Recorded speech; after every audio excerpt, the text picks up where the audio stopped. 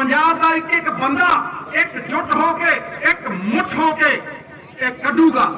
अज ये 3 काले कानून जिहड़े लिआंदे गए है साडी विधान सभा दे विच इन्हां कानूनां दे खिलाफ आवाज चुकी गई है, इन्हां दा विरोध किया गया और पंजाबीयत का संघर्ष झंडे च डंडा ला के ओहदा गगन दमामा वजाया गया।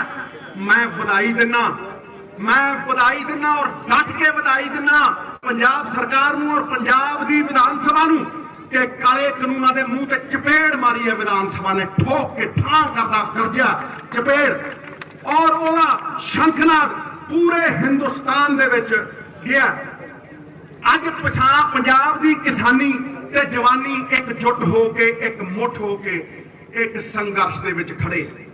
वो काहदा संघर्ष है? वो साडे वजूद का संघर्ष है, साडी एग्जिस्टेंस का संघर्ष है, साडी होंद का संघर्ष है।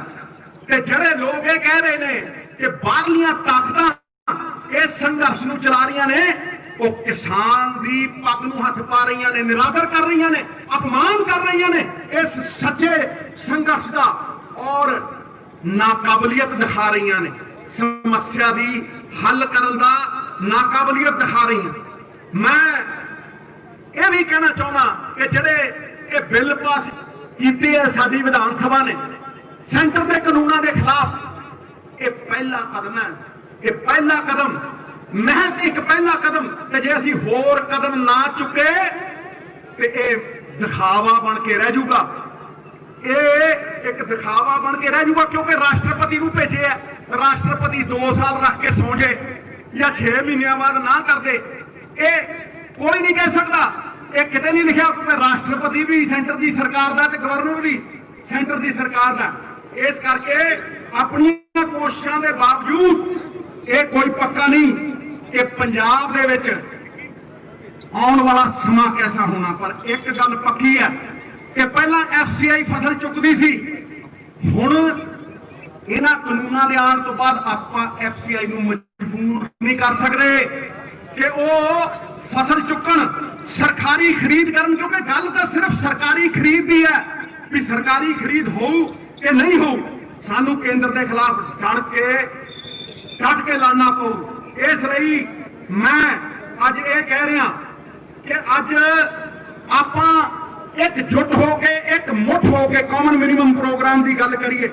मैं बड़े टका के ये गल कह रहा कि अज इन्हां ने एक कानून क्यों लियाउंदे आ, क्योंकि ई-नैम ते पहला ही सी।